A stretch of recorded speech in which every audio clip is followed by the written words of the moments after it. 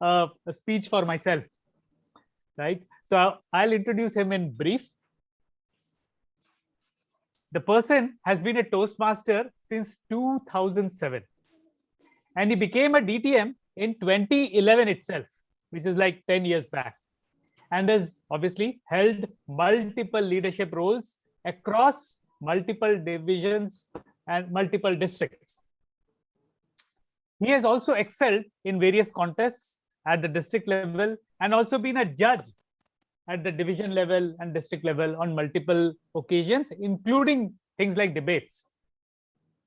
And his icebreaker speech, which he recently gave on his presentation mastery path titled "Who Am I?" actually went viral on social media sites. In fact, I must confess, after reading, today I went, and I would recommend everyone to go and listen, those who haven't, and it is fantastic. Currently, he is a member of not one, two, but 3 clubs, one in Oman and 2 in Dubai.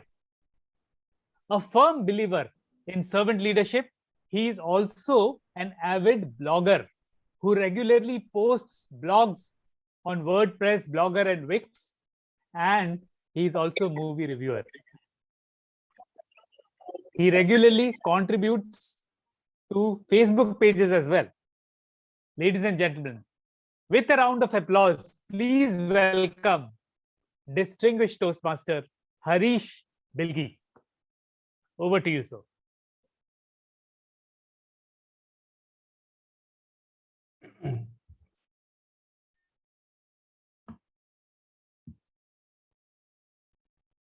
Can you hear me? And you can see my screen? Yes, we can. Yes. Wonderful. Thank you, Himanshu, for those wonderful, sweet words. And I should say that after hearing those honey-laced, sweet, eclair-filled words by Toastmaster Himanshu, I'm tempted to call him Himanshu Godbole. You are such a sweet talker. In fact, I was a bit worried when you said that you are going to introduce me in brief, but I was wearing a jacket, not brief. So I was again taken back. But anyway, it was a nice introduction. Now, allow me to spill some beans here. Last week, when my dear friend Milind contacted me for this August session, I quizzed him back. I asked him whether am I the right choice for this particular session? Because as Himanshu has introduced me, that I have qualified for district level contest quite a few times, but I have never won any championship till now. So that crown is still evading me. So what Milind said, he said, either success is something which will make you a champion or will make you a philosopher. So here I am in the garb of philosopher, in the quest of going and learning how to win a humorous speech contest. So dear friends, as I go further, I would like to start with a disclaimer. I'm hearing something, some noise is coming to me. I don't know. Okay, now the noise is done. So this disclaimer is, this particular session is not going to be an education session. Neither it is a workshop on humorous speech contest. It is more of my personal experience, which I'm going to share with you. Because I'm still trying to pick all those points which can make me a champion. But I can promise you one thing, that when you listen to this attentively, who knows, one of you, Himanshu, Milind, Kapil, Chandrasekhar, any one of you can become a champion of this district, of this division. You'll make your division proud. And in which case, I just want to make one request, personal request. When you go out to receive that crown, don't forget to mention my name, DTM Harish Bilgi. With that assurance, let me just begin.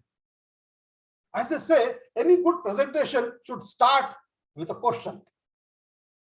It's a myth. So let me start with the question first. I request everyone, you can keep your videos on and you can answer this. What is humor? Anyone can shoot. Come on. What is humor? A joke. Humor is a joke. Okay. Something that will make people laugh. Something which can make people laugh. Okay. Anyone, quick. Yes, Kavya? Anything which can give a sweet smile on your face. It can give a sweet smile. So just to summarize, humor is, it can be used as a noun or a verb. It's a quality of being amused or being comic. It's a state of mind. It's an incongruous quality causing amusement. It's a tendency of experience to provoke that laughter. Now that brings us to my second question. Should we use humor in our day-to-day life? If yes, why? Come on. Humor always makes our heart feel light. We don't feel Wonderful. hurt. We don't hurt anybody else. Everybody around the place is happy. Oh, wonderful. Good answer. Anyone else? Lively. It will make the lively session around you. Lively session around you. Okay, There's good. a lot of negativity everywhere. So if you use humor, you can make someone smile or even laugh. Ah, wonderful. Double-edged Also, sword. laughter is the best medicine. Acha. Okay. It's a double-edged sword. It can even have a adverse impact. So it should be used judiciously. Okay, okay. So just to summarize, see, humor is disarming, isn't it? It lightens the mood. Someone rightly said that. It puts people at ease. It cuts down intimidation between you as a speaker and the audience as a listener. And it relieves and diffuses tension. It softens the blow of a bad news. Jor ka chadka, dheere se. You have heard it. It can work like a team builder. I was told in your division C, there are as many as nearly 12 or 13 corporate clubs. Remember, team which laughs together stays together. It creates a cohesive corporate culture. People will root for you if you are a humorous person in that group. You can emphasize a key point using humor in your presentation. Humor is indeed motivating. If you have watched Mani Ratnam's latest anthology in Netflix, that is Navarasa, you will be with me when I say that humor is the only rasa, only emotion which is likely to be accepted by the listener. And remember, funny leaders appear more competent, more confident. Lalu Prasad Yadav, doesn't he look so competent? And recently I came across that humor has some medical benefits. It is a muscle relaxant. It strengthens your immune system. It can also burn calories. Now you know the secret of DTM Ramanujan's fitness. He laughs out loud every time. Now this brings to the most important question. What is a humorous speech? Come on. Can anyone quickly answer this? What is a humorous speech? Tanaya, can you? A speech that is themed on a particular topic and that brings humor and laugh among the audience. Oh, wonderful. I think Tanya is very well read. She has gone through the contest rule book. Good. Okay. Someone else? Can I say? Yes, yes, sure. Yeah, I think humorous speech is a speech wherein speaker doesn't even make people laugh by what he's saying, but his body language speaks a lot. That body language makes people laugh a lot. I would like to tag Craig Valentine over here, the kind of speaker he is. Wonderful, wonderful. Yeah. Okay, so in short, humorous speech is, it's a speech, normal speech. It's a speech which must be thematic in nature. That is, there should be a theme tied to the speech. It should have classical speech structure. And we as Toastmasters, that thing runs in our DNA. Opening, body, contact, O, B, C, D. The sole objective of this speech is to make people laugh. Remember, it's not a stand-up comedy, and it's not a monologue filled with series of one-liners. Now, what you see on the screen is the definition of a humorous speech as given in 2021-22 contest rule book of Toastmasters International. What it says, the first point talks about don'ts. The subject of humorous contest speech must be selected by contestants. The speaker must avoid potentially objectionable language, anecdotes, and material. These are don'ts. And what it should have, point number 2, speech must be thematic in nature. That is, opening, body, close. It should be tied to a theme. That is what it means. And not a monologue of series of one-liners. If you follow this, you can make a wonderful humorous speech.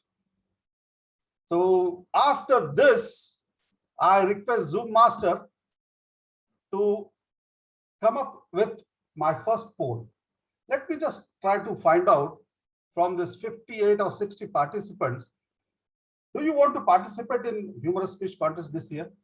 Just say yes or no, quickly. Can you run the poll, please? And let people see the result. Yeah, everyone sitting in the audience can participate. Why no one is participating?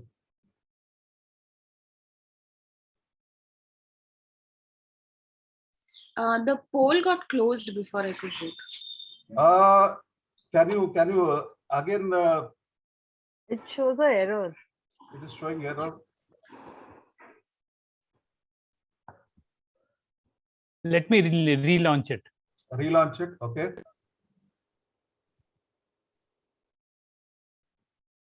Yeah. Yeah, it's. Oh, good.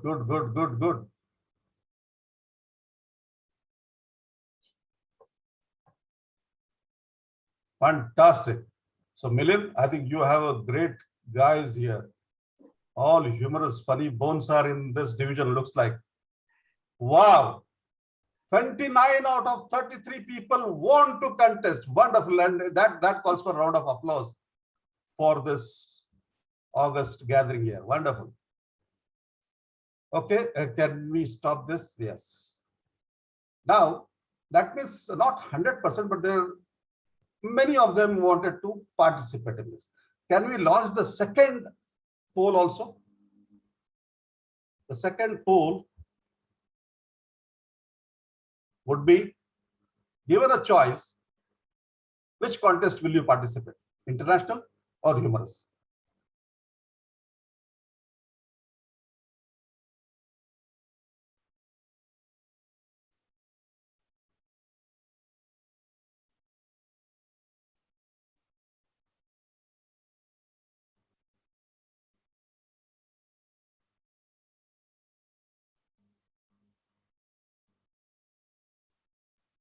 Okay, let us end the poll. That means, okay, there are people will go for humorous speech, many of them. Around 25 out of 42 have voted for humorous. Can you show them the poll and just stop it? Yeah, you share the result. Fantastic. So what does this indicate? There were some people who said, no, I don't want to participate in humorous, correct? I just wanted to check with them. People who said, no, I don't want to participate. What was the reason for their non-participation? Can anyone quickly tell? Anyone who doesn't want to participate in the humorous? Fear of failure.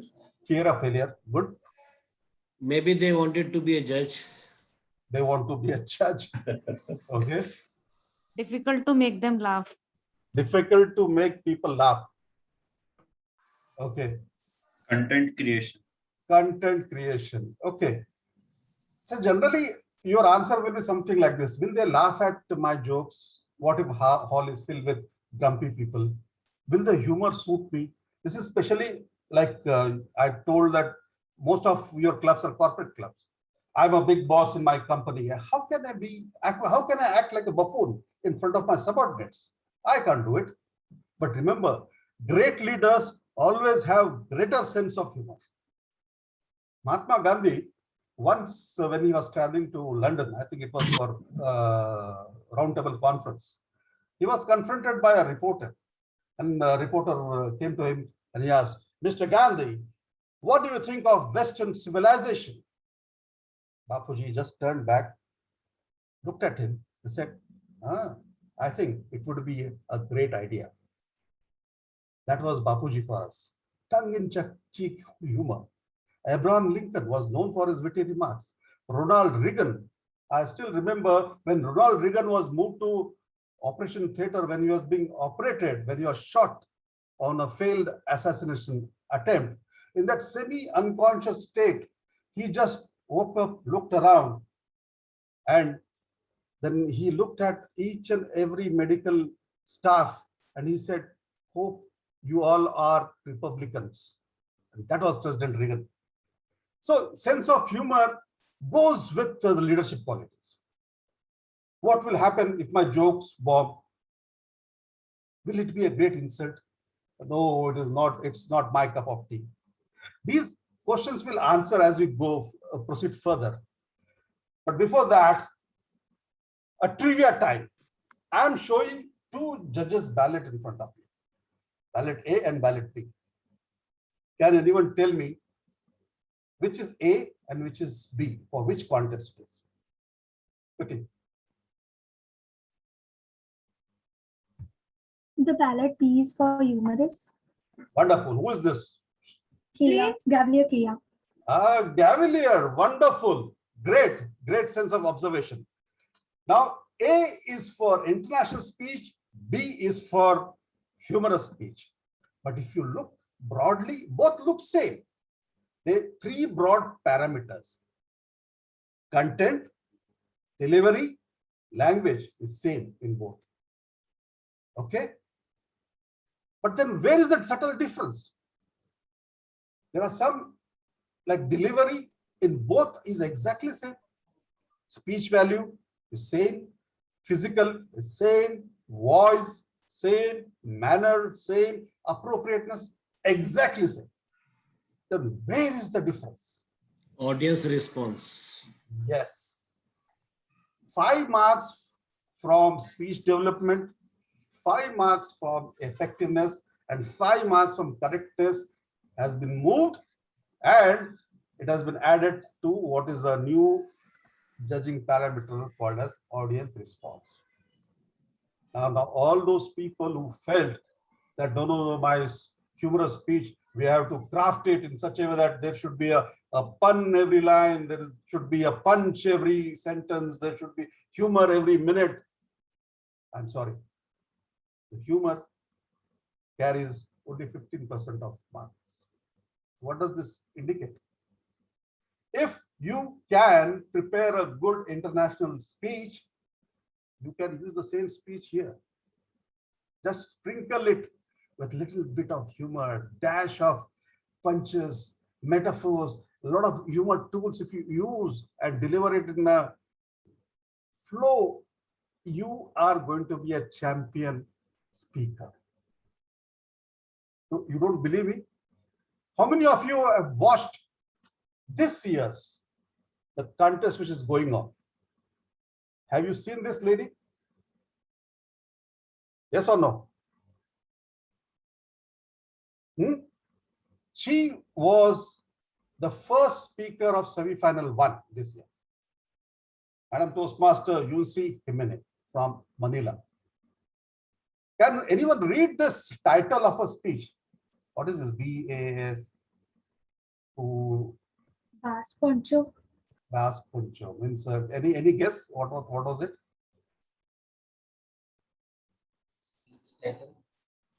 When I read this title, I also, like you, was a bit puzzled. It was quite intriguing title.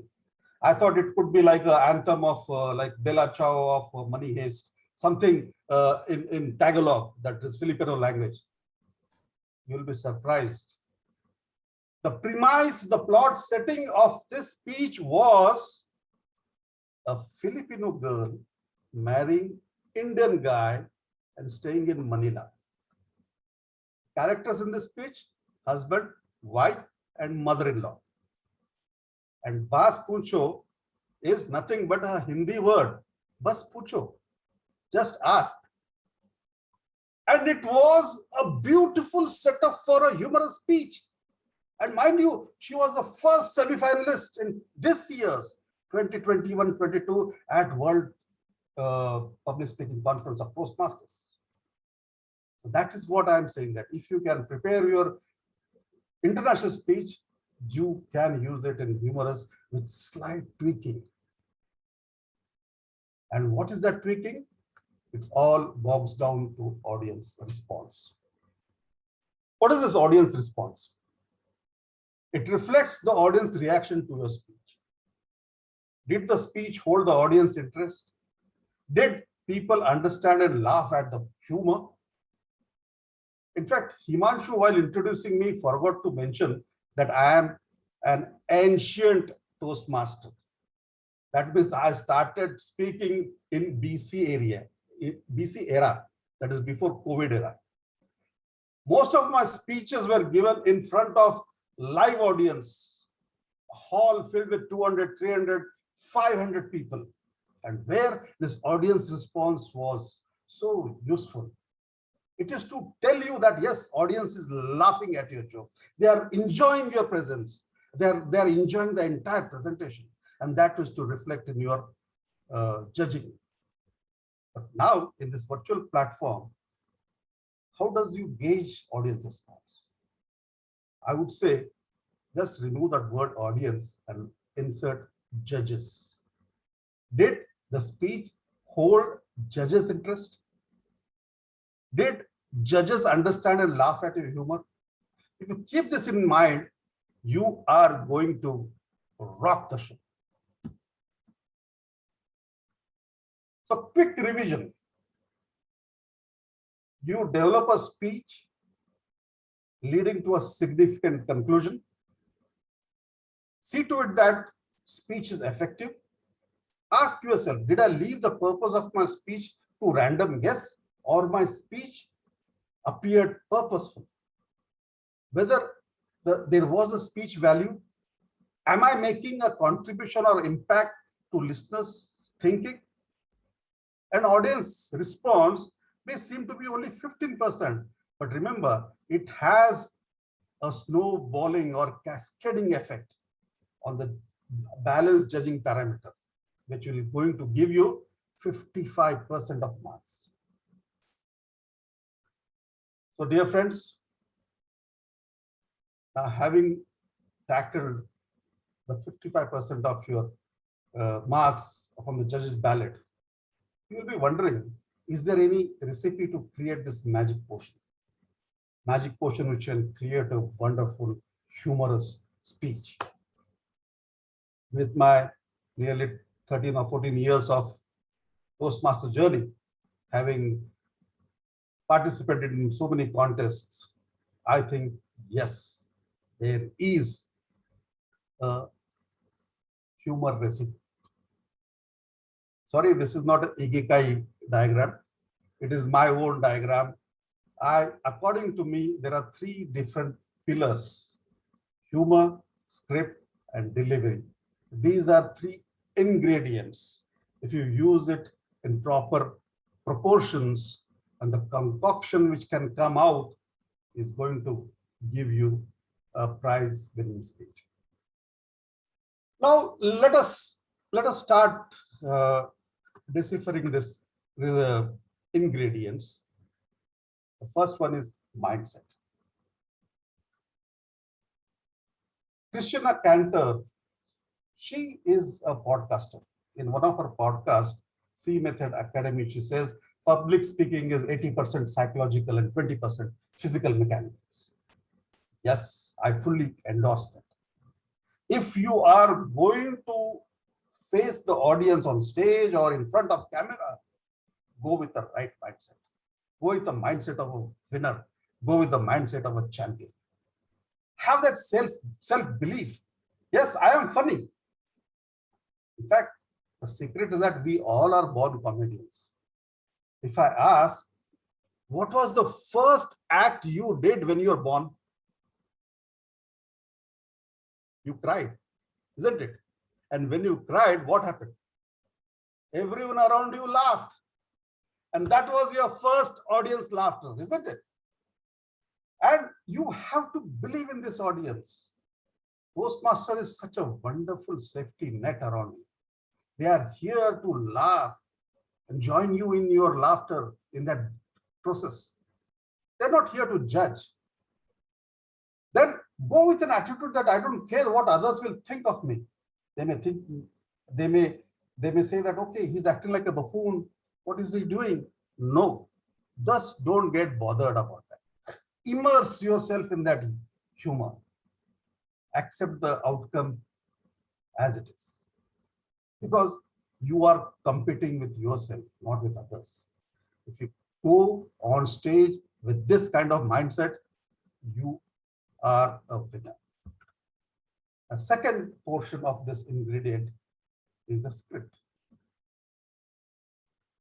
A script, this is a point which most of you would be thinking, what should be my topic?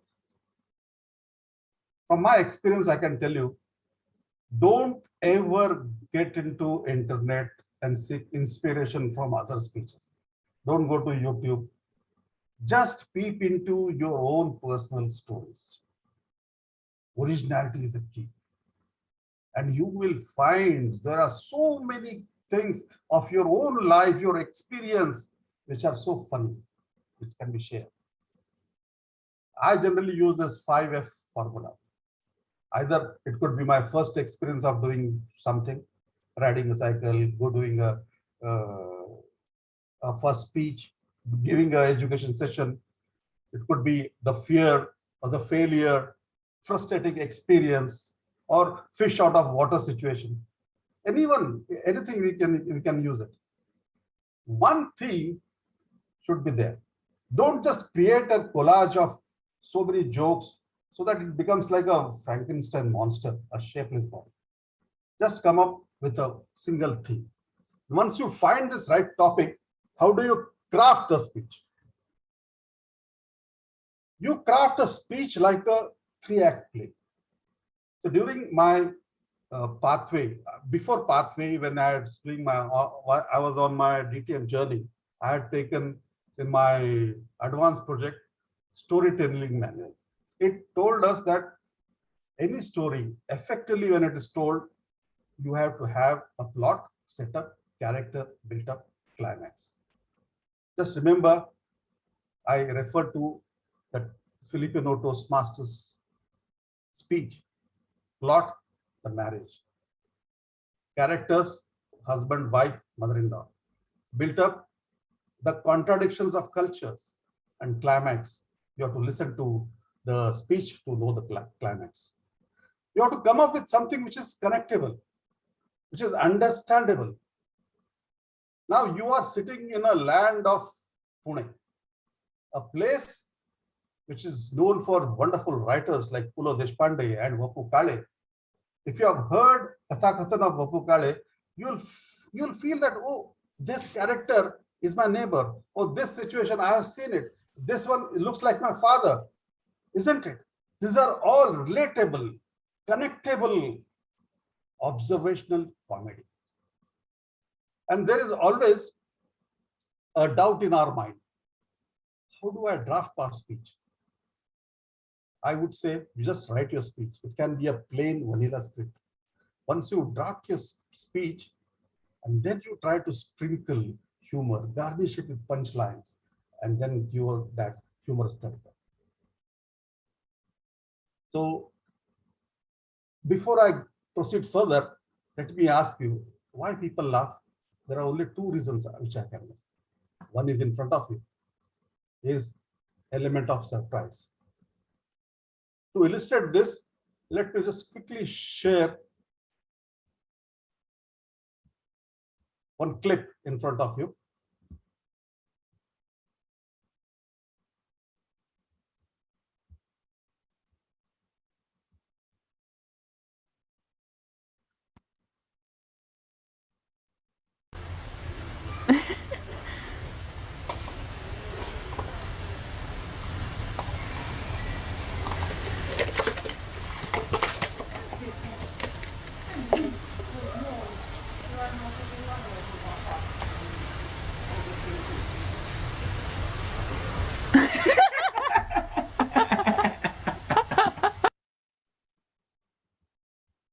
So that was an element of surprise, isn't it? Chimpanzee was looking for that fruit and suddenly it saw fruit was missing. I similarly remember there was one Pink Panther cartoon on TV, which was where the inspector is going around and is asking, there's a man sitting on the staircase with a dog, stray dog sitting next to him. He goes and says, have you seen this fellow, Pink Panther? He said, no. He's smoking his cigar. And then he looks at the dog. Does this dog bite? He looks, no. Okay. Then this fellow inspector with his lens keeps on going near everywhere and goes near that dog, and dog bounces on and bites. And he shouts, hey, your dog is biting. And he looks at him. Sorry, this is not my dog. So that is a surprise twist. The second reason why people laugh is feeling of superiority. Now, what is this feeling of superiority? Have you observed a child who's walking and suddenly trips and he falls and gets bruised? What is his first reaction as he gets up? He looks around. Is someone watching him? And if no one is watching, he goes on with his chores. And if someone is watching him, he starts crying, isn't it? If you fall and people watch you, it becomes a comic situation for others and it's a tragedy for you. It's a human nature, laughing at cost of others. That's the feeling of superiority. And in your speech, you should become that fall guy. Make the listener, the audience feel superior. This is simply self-deprecating humor. I found this as a very useful tool because of my body's structure. I'm overweight and I use this every now and then in my speech.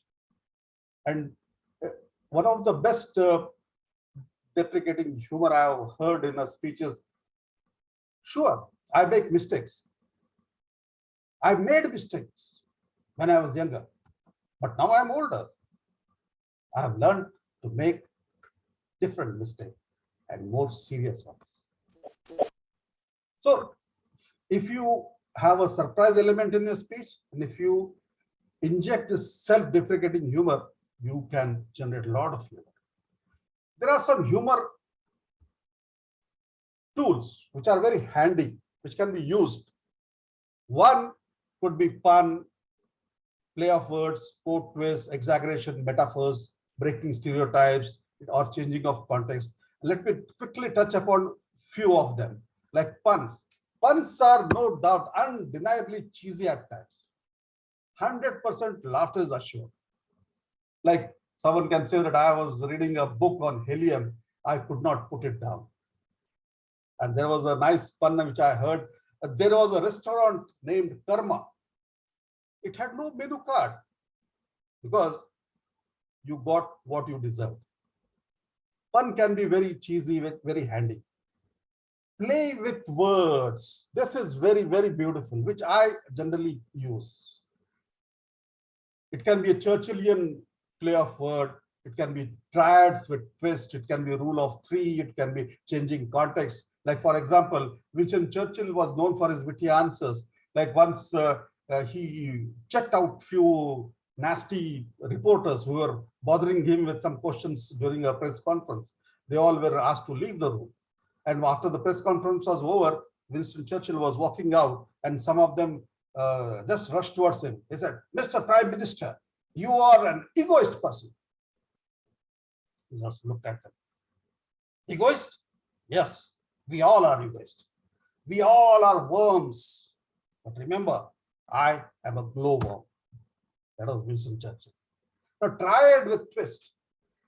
Like, for example, all women in this world want a man who is rich, who is handsome, and who does not exist.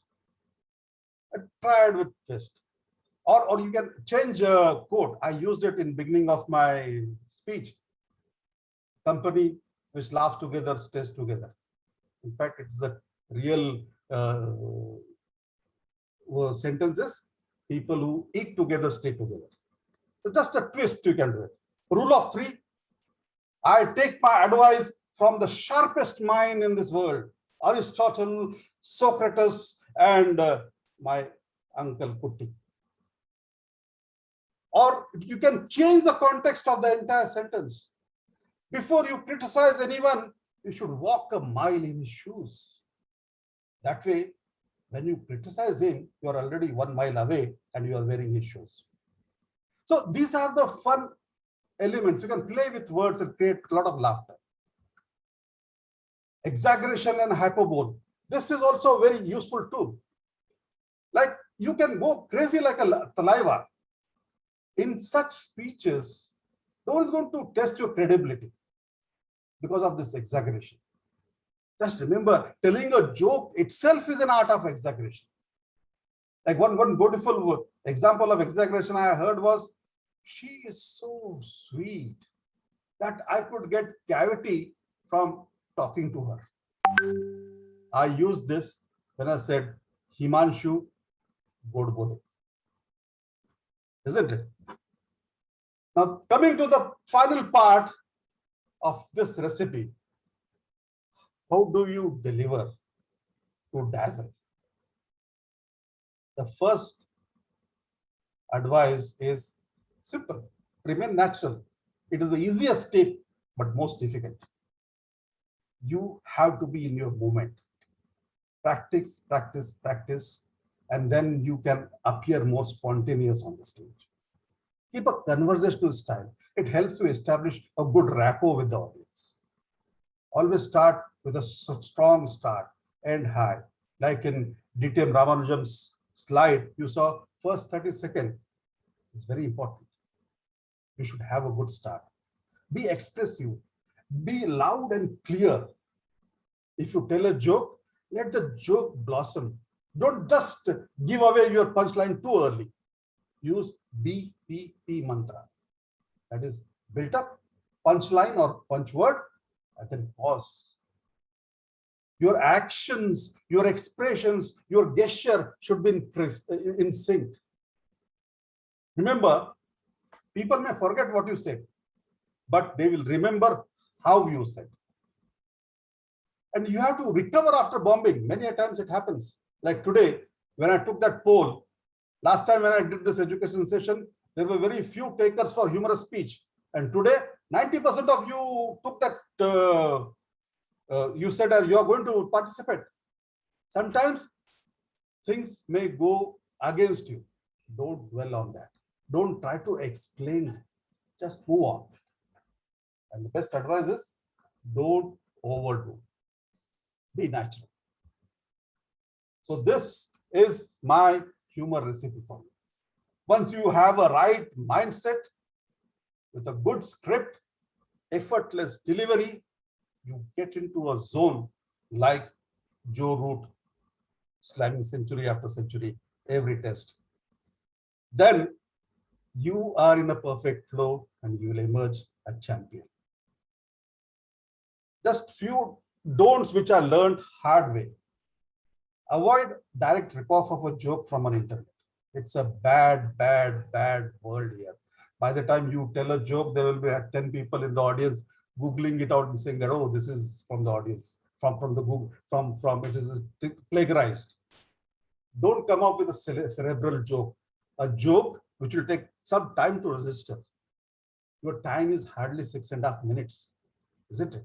Within that, you have to deliver a joke which is understandable. Avoid too technical jokes.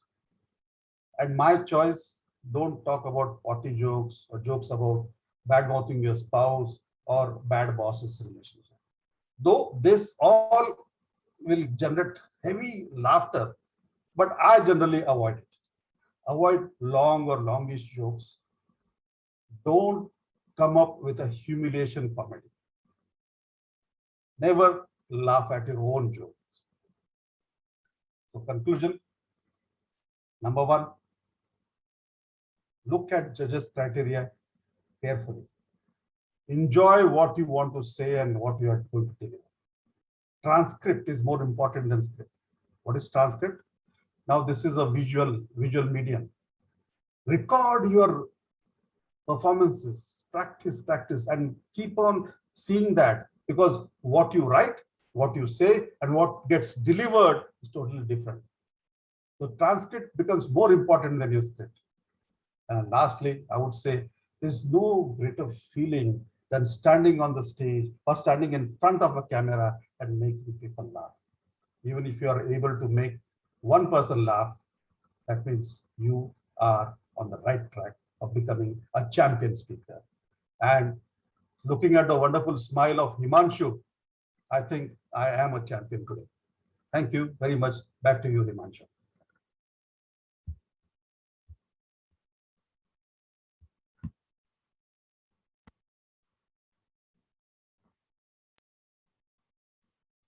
Himanshu, I think you are muted. Thank you very, very much, DTM Harish Bilgi. I think it was